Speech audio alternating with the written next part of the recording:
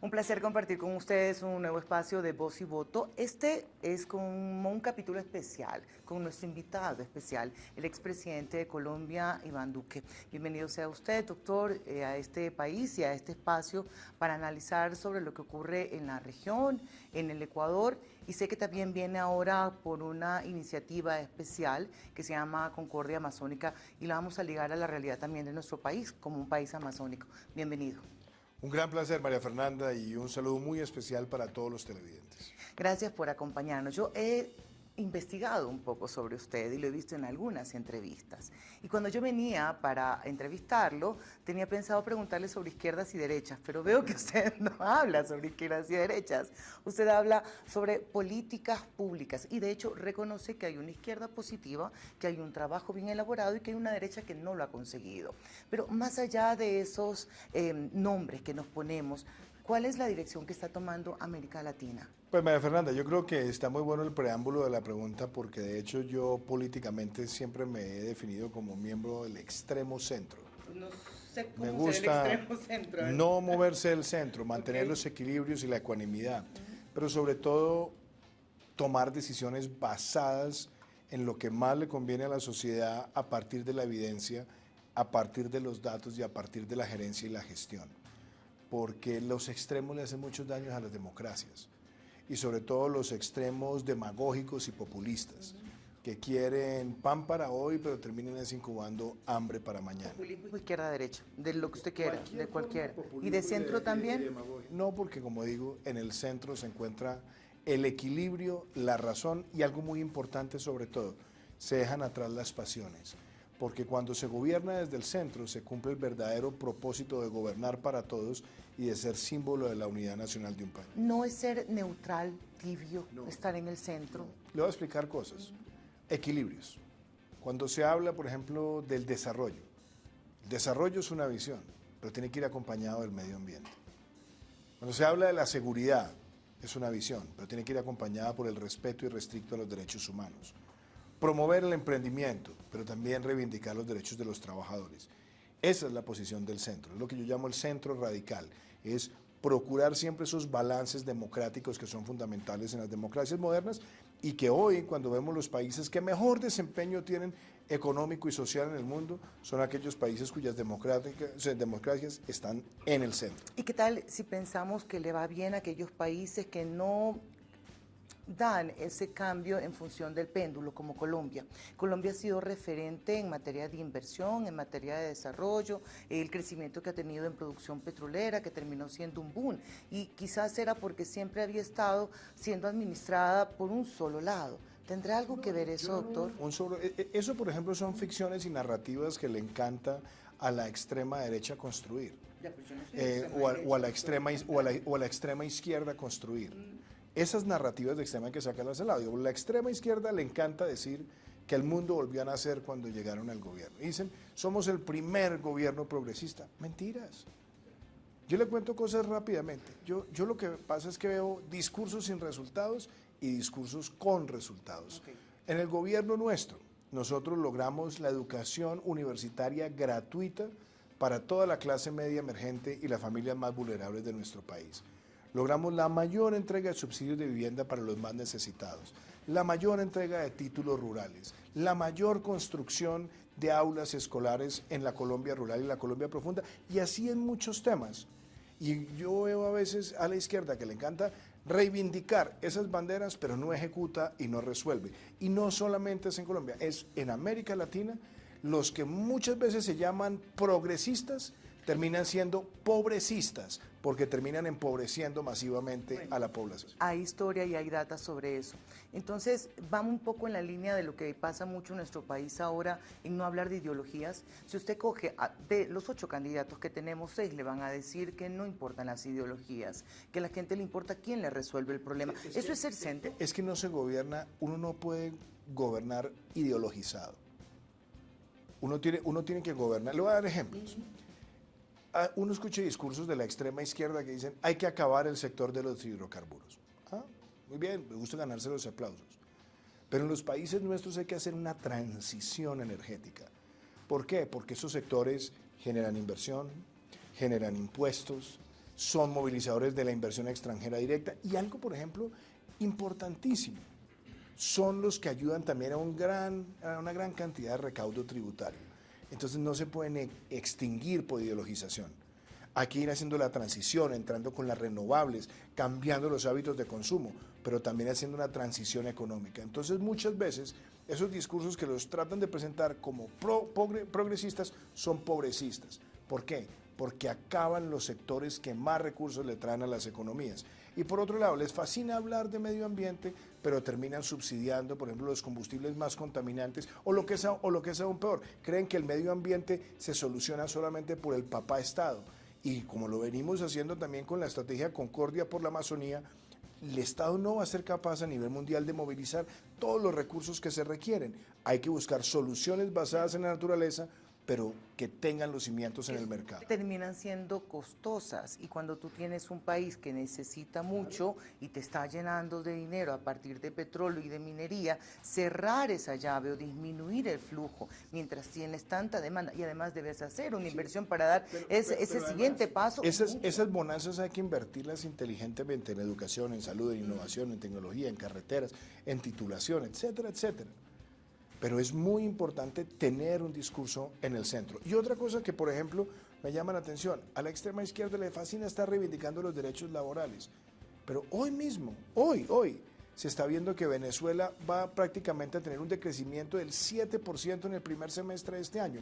El que hable del sueño bolivariano, una vez más, tiene esa novela fracasada porque no se puede generar bienestar y prosperidad acabando al sector privado y, sobre todo, persiguiendo a quienes son los que generan empleo. Doctor, de su lectura, ¿qué tanto relación guardó el crecimiento de la demanda de las materias primas con el crecimiento de la tendencia de izquierda, como ellos se han denominado, y haber tenido mayor inversión? Porque si usted comienza a verlo, por ejemplo, en mi país, en esa época hubo gran demanda, gran consumo, mayor inversión, no estoy hablando de calidad, mayor inversión, y estaban relacionados los dos eventos. Pues mire, yo me puedo remontar a muy atrás, pero la verdad, María Fernanda, es que yo veo las cosas, por ejemplo, yo veo al Ecuador con mucho afecto, con mucho cariño. Lo tuve como presidente, lo he tenido como expresidente. Y yo veo cosas que están pasando en el Ecuador que son absolutamente maravillosas, que de pronto por la coyuntura, de pronto no se habla mucho. Le voy a dar un ejemplo. El canje de deuda por naturaleza más importante que se ha hecho en el mundo hasta ahora se hizo en Galápagos. Sí, pues eso fue sumamente criticado. Y ahora se está preparando el canje de deuda por naturaleza con la conservación amazónica. Otro caso, lo que fue la creación del área protegida marina más grande del mundo entre Colombia, Ecuador, Panamá y Costa Rica, que es lo que llamamos nosotros esa frontera amistad, hermandad, también altamente valorada en el mundo. Pero fíjense otra cosa, la percepción de los inversionistas sobre el Ecuador, que hoy se está viendo, no se veía hacía mucho tiempo. La percepción que hay hoy sobre las oportunidades del turismo, las energías renovables, y claro que hay coyunturas que son dolorosas, pero siempre es muy importante ver estos resultados que a un país como el Ecuador lo posicionan. Pero percepción no es inversión. No, pero la inversión, si usted mira la historia del Ecuador en los últimos años, y particularmente en los últimos 3 años, la confianza de los mercados en el Ecuador, basta con hacer un análisis de cuánta inversión sectorial en aquellos temas que están generando nuevas fuentes de empleo ven al país como un horizonte de prosperidad. Y yo creo que esa incertidumbre es la que se puede detonar en los procesos electorales, pero esa incertidumbre solamente puede llevarse a su fin cuando hay políticas de Estado de largo plazo que se preservan y que están cimentadas en el centro de la democracia. Una de las cosas que evaluamos con nuestros compañeros periodistas y con politólogos es que en el país, en nuestro país, no existe una política pública de Estado que pase de gobierno a gobierno, que se mantenga y no que vaya borrón y cuenta nueva. ¿Qué marcó la diferencia en Colombia? ¿Qué política pública se encontró? Hay algo favorable, y es que Colombia hasta ahora no ha sido nunca prisionera del caudillismo. Y el caudillismo nunca le deja buenos resultados porque los caudillos son los que creen que depende de ellos la transformación de la sociedad y que es una sola persona y que el mundo no existe si ellos no están presentes. Entonces acaparan todo el poder, manipulan todo el poder y quieren además imponerle su voluntad ideológica al resto de la sociedad. Yo creo que las transiciones, la alternancia constante del poder, el respeto por las instituciones ha sido fundamental en nuestro país. Y yo creo además que la democracia ecuatoriana tiene también que seguirse fortaleciendo sobre esos principios y cerrar la puerta para que no vuelvan a llegar esos caudillismos. No se necesitan dar nombres cuando se dan estas declaraciones. Ahí está la historia de nuestra América Latina. Regresamos con el doctor Iván Duque. Vamos a conversar sobre Ecuador, su relación con Colombia. Lo que nos está pasando ahora me deja pensando en esa percepción de atracción de inversión para nuestro país, pero lo hacemos al volver.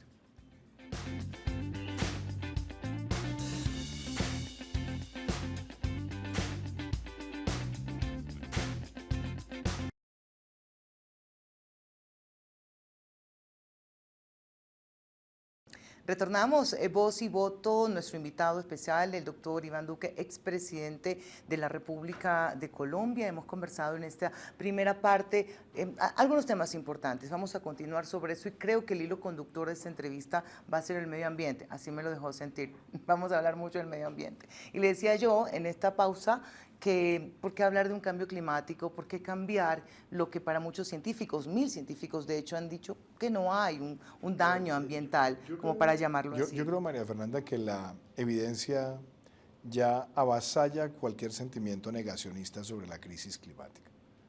Y de hecho hoy el mundo a nivel bastante holístico, sector público y sector privado, tienen claro que los retos que tenemos que abordar en los próximos años son muchos, pero hay 3 que son principales. 1, alcanzar la carbono neutralidad para el año 2050.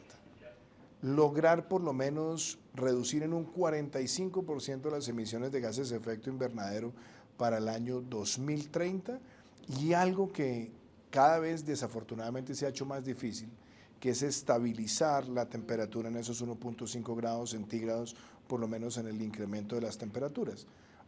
¿Por qué esto es fundamental? Porque ya están pasando factura. Los aumentos en la temperatura de los océanos están trayendo cada vez más huracanes de categorías más amenazantes para la población. Estamos viendo olas de calor extremo en distintos lugares del planeta. Y algo que también es complejo, el aumento de las temperaturas tiene un impacto sobre las enfermedades transmisibles, el deshielo que se está viendo en muchos de los corredores montañosos que son fuentes de agua en el mundo y por supuesto estamos viendo territorios insulares en el planeta que posiblemente en una década van a tener amenazada su existencia misma. Entonces esto requiere una acción clara, la evidencia como digo es bastante sólida, empezando desde el reporte Stern y lo que se viene haciendo desde hace muchos años con los trabajos del profesor Mario Molina, que fue premio Nobel, hasta lo que hemos visto recientemente con el panel de Naciones Unidas sobre el cambio climático. Entonces yo no le doy ningún alimento al negacionismo y yo creo que todos tenemos que actuar y por supuesto la primera línea de acción tiene que estar en los países que más han contribuido para esta contaminación. Nosotros ahora, cuando elegimos presidente, el 20 de agosto, vamos a una consulta popular. El Yasuní ITT, hermoso, especies, comenzó a ser explotado hace más o menos unos 10 años. Y la consulta popular lo que nos dice es si se continúa o no explotando. Y ahí viene esta dicotomía, esta discusión permanente entre tengo recursos porque es un país que necesita o contribuyo al medio ambiente.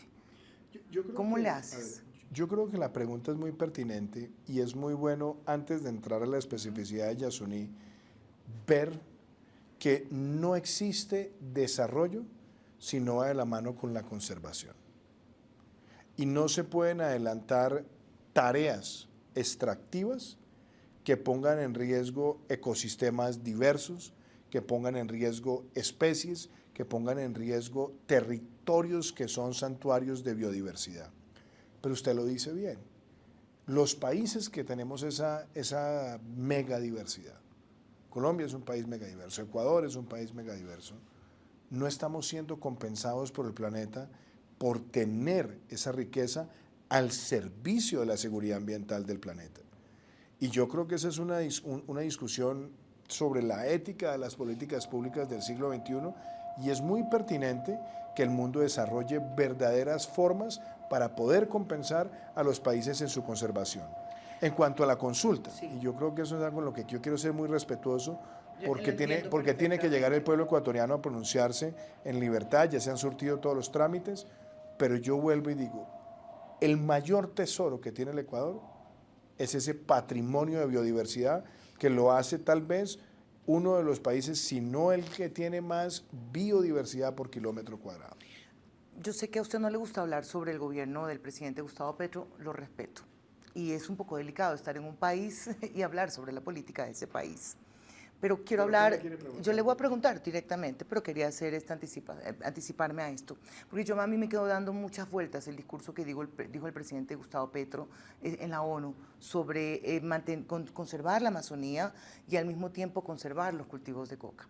Decían, están matando el Amazonas por matar los cultivos. Y era como, o lo mantenemos o salvamos. No, es que de nuevo, y yo me encanta la pregunta porque eso pasa con el populismo y con la demagogia.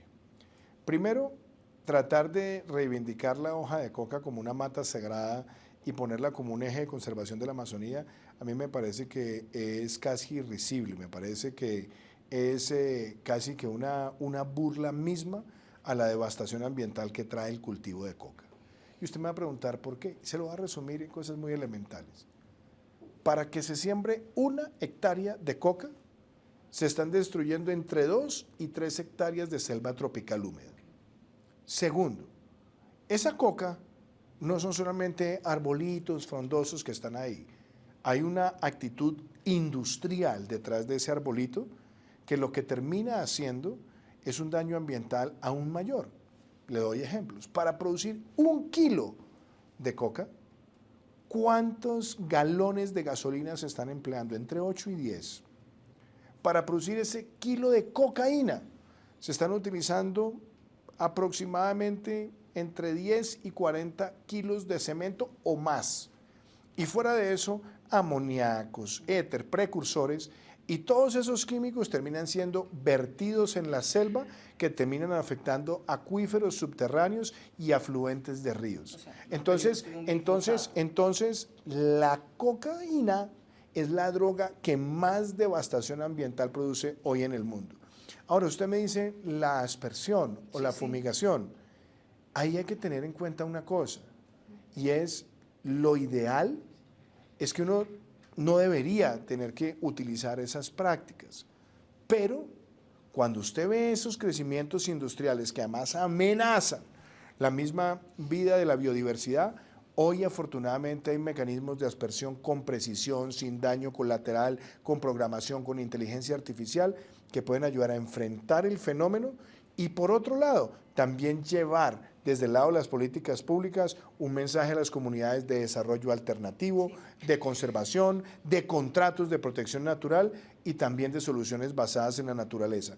Pero tratar, como lo dicen algunos demagogos en América Latina, de igualar la cocaína prácticamente al petróleo y al carbón para ganarse unos aplausos de unos pocos, es demencial. Y sí necesitan tener la coherencia que lo peor que le puede pasar a una sociedad es la tolerancia, la connivencia y el patrocinio del narcotráfico. Nosotros lo estamos viviendo y no sé si voy a ser ofensiva con usted, pero en los últimos meses, un año algo más, vivimos comparándonos con Colombia, la Colombia de los 80, que debe ser muy doloroso que yo se lo recuerde a usted.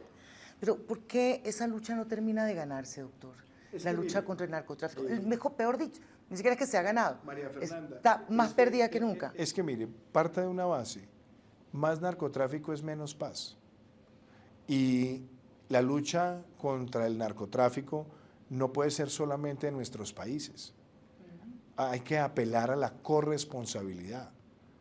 Nosotros en el caso de Colombia sufrimos mucho, pero el estado débil que teníamos en los años 80 y 90, donde Pablo Escobar era capaz de arrodillar al Estado o intentar arrodillar al Estado o de amedrentar a la justicia y donde teníamos una fuerza pública que estaba temerosa y otro tanto en el bolsillo de los carteles, pues Esa no es la realidad de la Colombia de hoy. ¿Por qué? Porque tuvimos firmeza, consistencia, congruencia, se fortaleció la fuerza pública, se luchó contra el crimen organizado, se desmantelaron los carteles y logramos inclusive una de las mayores reducciones de área sembrada entre el año 2010 y el año 2015, que cuando se paró la aspersión creció nuevamente a niveles exponenciales, que logramos estabilizar y empezar a disminuir en nuestro gobierno, pero que en nuestro gobierno logramos las mayores incautaciones y los golpes más duros, como la captura y extradición de Otoniel, que después de Pablo Escobar ha sido el narcotraficante más temido. Pero mi mensaje es muy claro, María Fernanda, muchos gobiernos confunden la paz con la tolerancia con los criminales.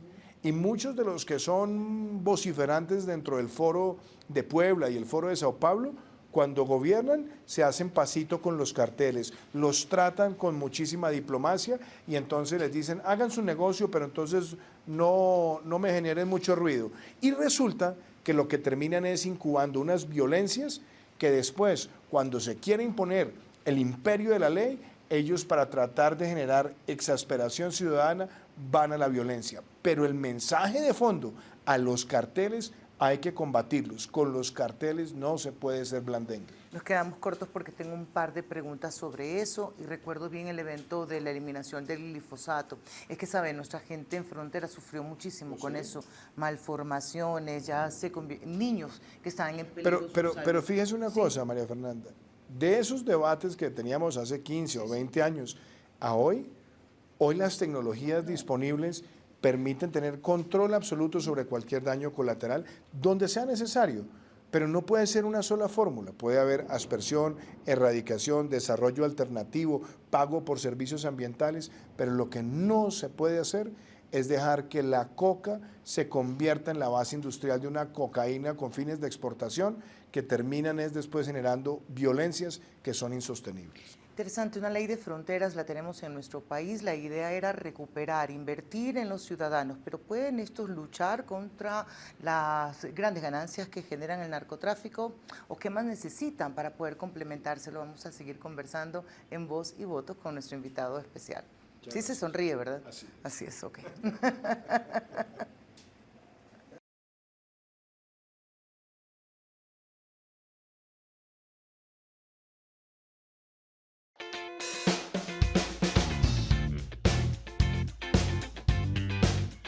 Continuamos en Voz y Voto con nuestro invitado especial. Hemos abordado algunos temas.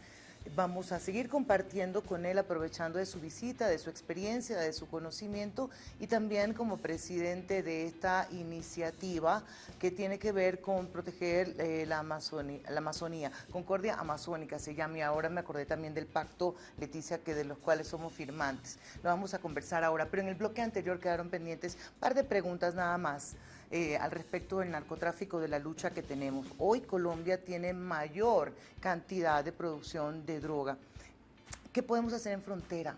Usted como presidente, ¿qué encontró ahí? Le voy a contar cosas que me pasaban a mí, pero claro, yo entiendo la preocupación, pero le quiero decir una cosa. Yo recorrí muchas veces la frontera binacional. En el Ecuador, cuando uno va en esa parte de la frontera colombiana, uno ve coca, parches de coca. Cuando uno cruza el Ecuador, uno no ve la misma densidad ni la misma intensidad. Ahora, ¿se puede cantar victoria? No. Pero, ¿qué ha ayudado a que el Ecuador no tenga esa situación?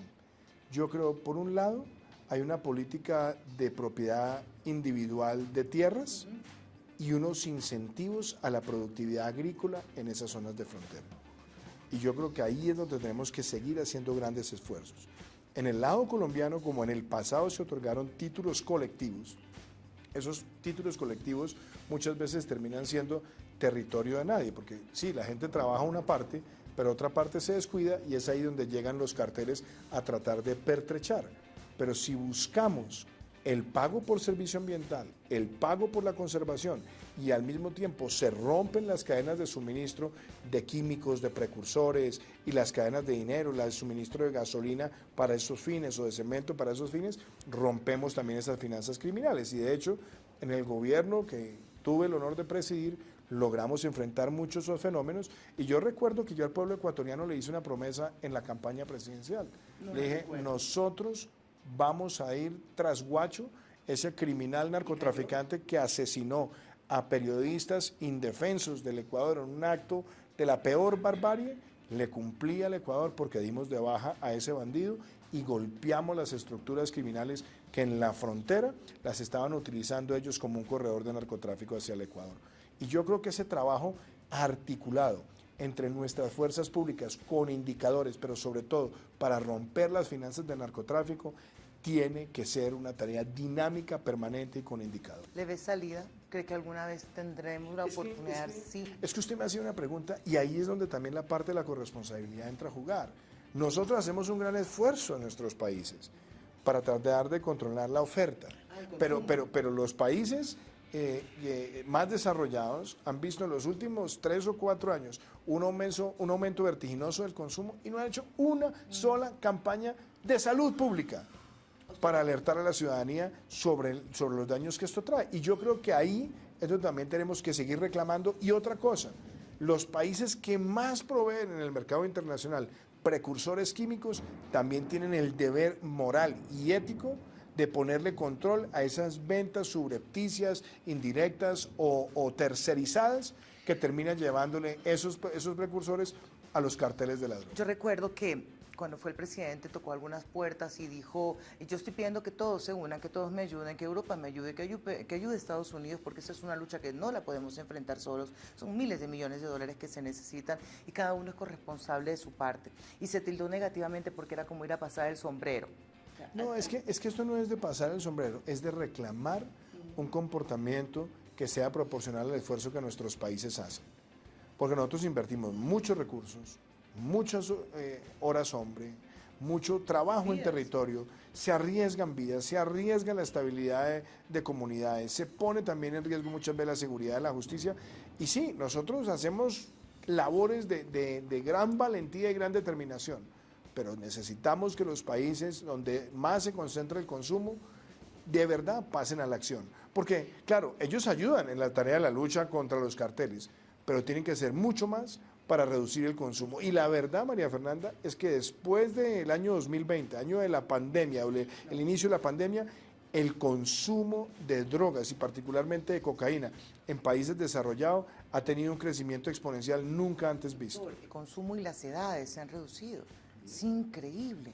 Ahora, de Colombia, y esto no es envidia, no sé, porque dicen que envidia sana no existe, pero siempre...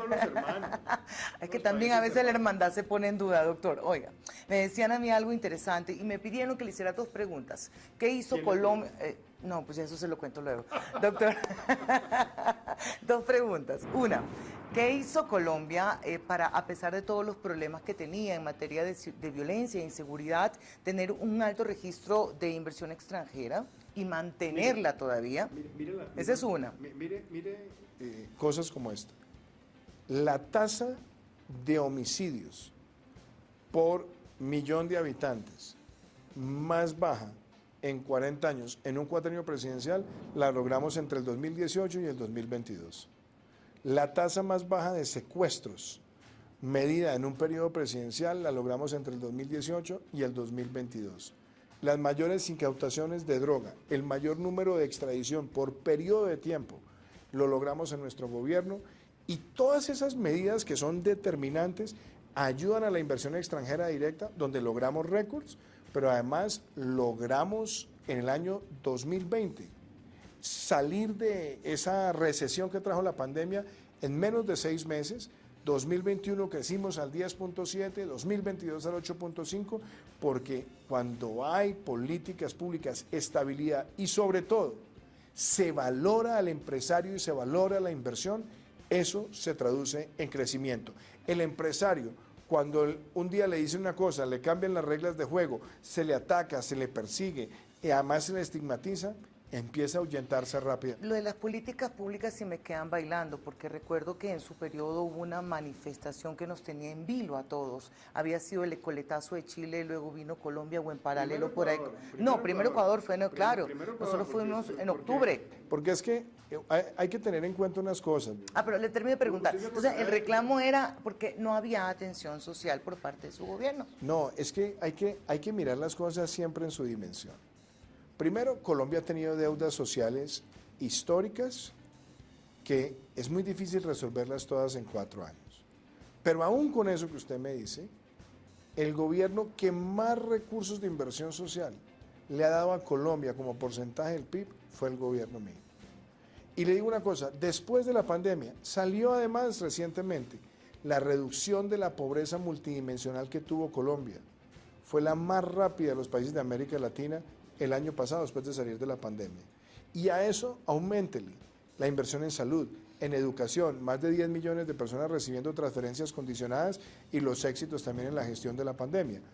Hubo personas que tenían reclamaciones justas, de acuerdo, y que se expresan pacíficamente. Pero no se le olvide también cuando Diosdado Cabello habló de las brisas bolivarianas que las activaron en Chile, y lo curioso es que armaron el estallido social en Chile por un aumento del valor de los tiquetes en el metro o en el sistema de transporte público, y cuando han tenido inflaciones del 10 y 12% en el último año y medio ya nadie protesta. O en el caso, no, claro que había recursos, había articulación, los ataques cibernéticos de Rusia, de Nicaragua, los que venían también desde el sur del continente, todo el mundo lo vio. Entonces, una cosa es la protesta pacífica, pero no nos vayamos a llamar a engaños que los ataques en Chile, Ecuador, Perú, Colombia, todos hacía parte de una estrategia en la cual estaba muy presente el Foro de Puebla, el Foro de Sao Paulo y recursos que venían, y en el caso de Colombia, la participación de los grupos armados ilegales que han sido los mayores beneficiarios de la oferta de paz total. Que no ha cumplido definitivamente, eso leía también un poco al respecto, doctor. La otra pregunta que me pidieron que le hiciera, no fue en su periodo, pero tuvo el efecto positivo, que fue la exención del visado Schengen. ¿Qué hizo Colombia para poder lograr? Claro, venía de haber aprobado un acuerdo de libre comercio con Europa y se la dan tanto a Perú como a Colombia. Sí, hay que reconocer siempre las cosas como son. Hay una muy buena gestión de la Cancillería colombiana en su momento y con un argumento que era muy sólido. Óigame, ¿cuántos países con los que tienen tratado de libre comercio no tienen visado Schengen? Entonces se caía de su peso que tuviéramos un tratado de libre comercio y que no tuviéramos el visado, y en eso hay que hacerle un gran reconocimiento al apoyo que le dio a Colombia el entonces presidente del gobierno español, Mariano Rajoy. Eso no se hubiera logrado sin ese apoyo determinado del presidente del gobierno español, Mariano Rajoy. La Cancillería colombiana hizo una gran labor, el cuerpo diplomático hizo una gran labor, y eso ha sido fundamental. En el gobierno nuestro, después del Brexit, empezamos la gestión para tener la llegada al Reino Unido, la entrada y salida de colombianos sin visado, y se logró también gracias al apoyo que nos dio el ex primer ministro Boris Johnson, que después se mantuvo con sus sucesores y que hoy también se ha convertido en un elemento clave para el turismo. Así rápido, ¿usted tiene un recuerdo gracioso de su gestión? ¿Alguna? Siempre hay anécdotas. ¿Sí? Siempre, y tengo una muy simpática, una muy simpática aquí en el Ecuador, porque ¿Aquí? Porque el presidente Lenín Moreno, a quien yo le tenía gran aprecio, él tiene un amor por la música tremendo, y nunca se me va a olvidar, en alguna ocasión, en un almuerzo, él me dijo, bueno, lo invito a cantar porque me dicen que usted canta. Entonces le dije, no, presidente, yo pues muy prudente, le dije, no, yo no espero cantar, presidente. Entonces me dijo, no, y él es un gran cantante, tenía además una persona cercana a él que era uno de los maestros de música contemporánea en el Ecuador, gran pianista. Entonces empezó a interpretar y Lenin cantó, y entonces me dijo, dale, cantemos, aquí nadie va a grabarnos, esto es para acá, entre los amigos. Y entonces empezamos a cantar una canción de Joan Manuel Serrat, y cuando empezamos teníamos a todos los gabinetes de los dos países filmando el concierto a dúo, y en minutos se volvió viral. Pero son momentos agradables también y simpáticos y con algo de... Sí, pero no es peso, porque uno no se mete en esas tareas si uno realmente no lo quiere hacer y no quiere dar lo mejor. Yo nunca me he quejado en la vida, y mucho menos me he quejado, fui pleno ejerciendo la presidencia, dando lo mejor por mi país, cumplí además un propósito de vida, y lo cumplí como propósito de servicio y de vocación, y logramos una ejecución de más del 85% del plan de desarrollo con una pandemia en la mitad y más del 90% del plan de gobierno cumplido.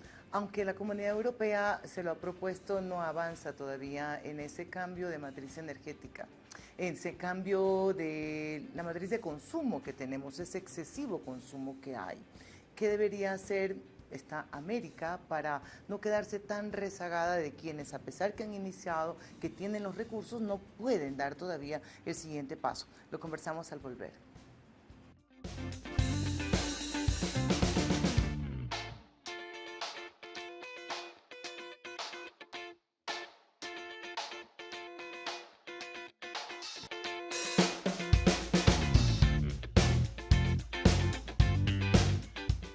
No sé si seguir preguntando por anécdotas o irme a otros temas. Es que yo siempre he pensado que quien asume un cargo de ese nivel tiene que estar preparado para mucho. Y mucho es no solamente atender lo básico, sino tener una visión de lo que puede ser como país. Así ya han apuntado, doctor, el cambio, nosotros hablamos aquí de cambio de matriz energética, cambio de matriz productiva, que el mundo tiene que dar otro giro. Y antes de irnos a la pausa, decía, parte de Europa lo ha hecho, pero ha invertido, pero todavía no lo logra. Esta América empobrecida, ¿cómo puede invertir en eso? ¿O cómo comienzas? Le voy a dar ejemplos, María Fernanda, porque los ejemplos tienen que ser prácticos. En el caso de la matriz energética, un país como Colombia tiene una de las matrices energéticas más limpias de este hemisferio. Nosotros estamos produciendo con fuente hídrica cerca del 75% de la electricidad de Colombia. Cuando empezó el gobierno nuestro en el año 2018, las energías renovables no convencionales, principalmente eólicas y solares, eran el 0.2% de la matriz. Hicimos las subastas, generamos el marco regulatorio, trajimos la inversión y logramos prácticamente poner en la ruta para llegar a un 15% adicional en esas energías renovables no convencionales.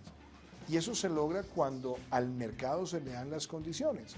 Solamente Ecopetrol, que era la empresa colombiana de petróleos, hoy es la mayor autogeneradora con energías renovables no convencionales de nuestro país, gracias a esas medidas que nosotros adoptamos.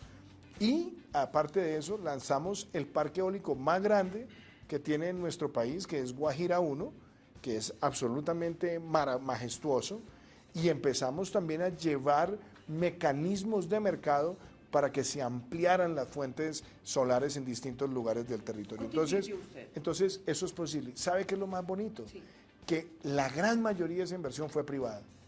Porque nosotros, ¿qué hicimos? A cambio de un marco regulatorio que permitía traer el producto, conectar el producto, conectarlo a la red, e inclusive permitimos, por ejemplo, para el caso de grandes superficies, que pudieran establecer sus granjas solares, y la energía que esa granja le estaba brindando a la red, poderla descontar sobre la tarifa de energía que ellos estaban pagando. Entonces, toda esa suerte de incentivos puso a Colombia como uno de los países líderes en la región en la transición energética.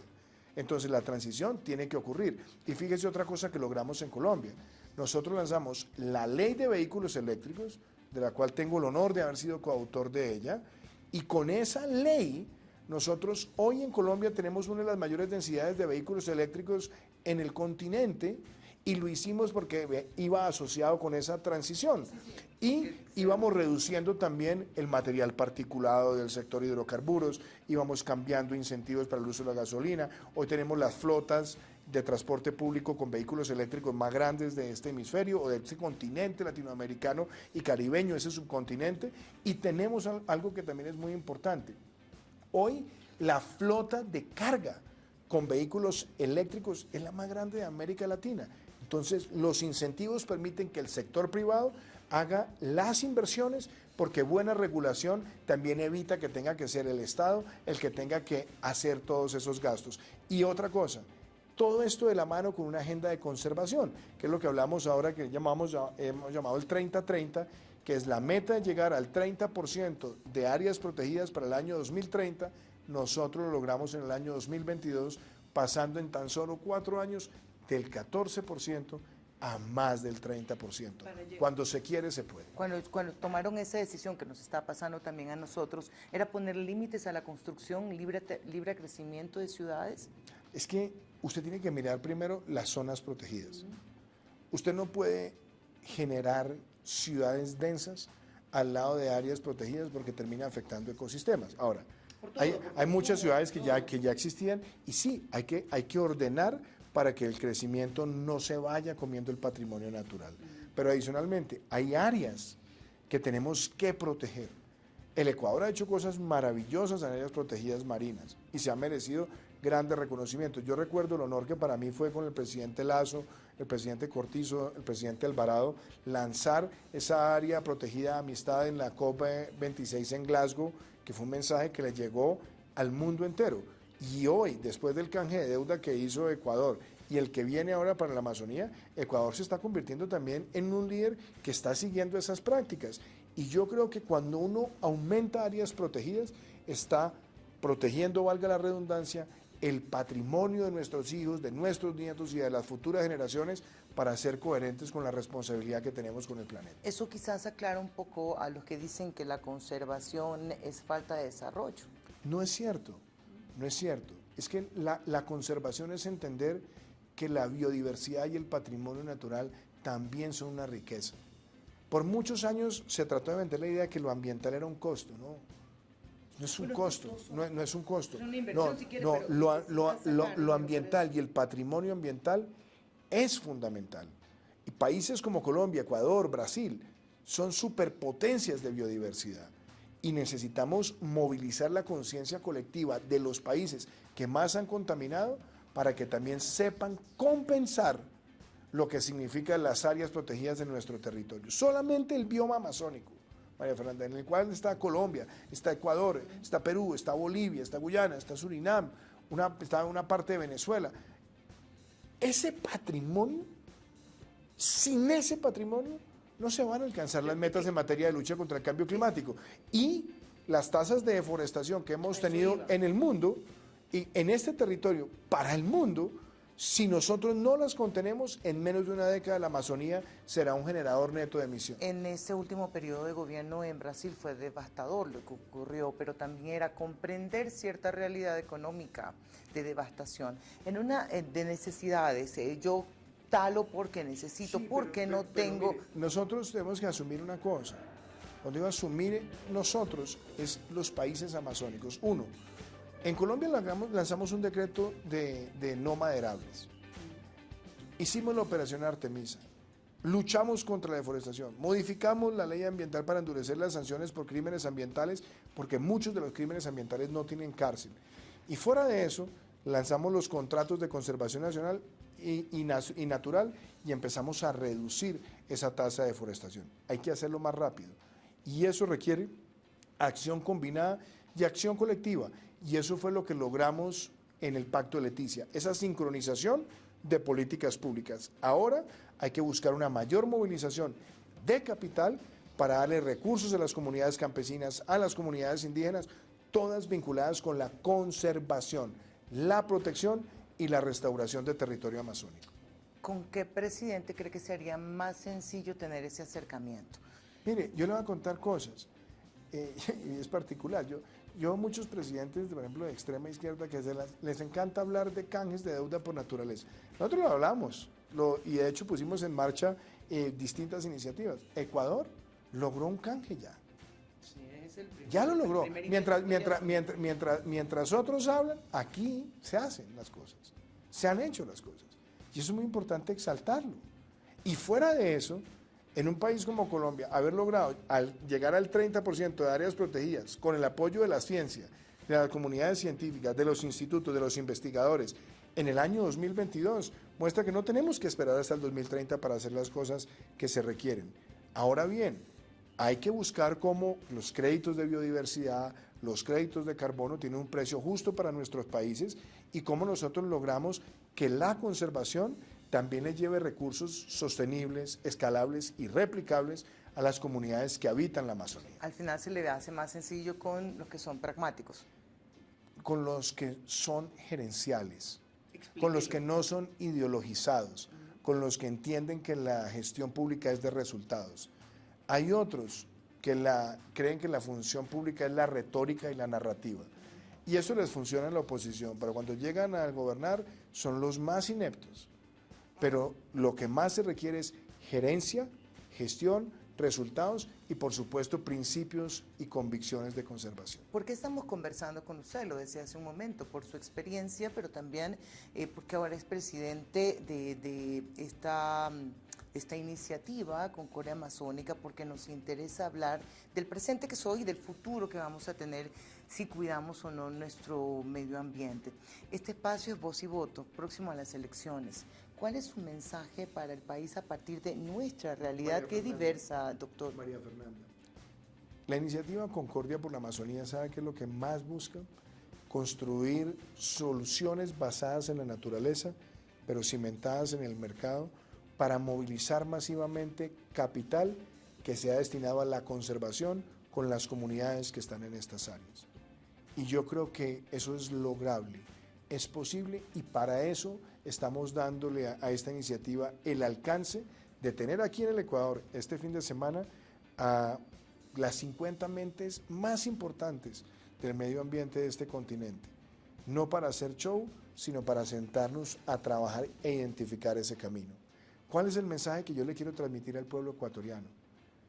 Ecuador es un país resiliente y es un país que logró pasar la página de decirle no más al caudillismo, no más a la demagogia, no más al populismo, no más al Foro de Puebla, no más a la influencia perniciosa del ALBA y de Chávez y Maduro. Y yo creo que hoy el Ecuador está logrando posicionarse como un país que logra hacer cosas maravillosas en conservación, que logra darle confianza a la inversión y que sí ha enfrentado dificultades como nos ha tocado a todos, pero que ha mostrado la fortaleza también de sus instituciones.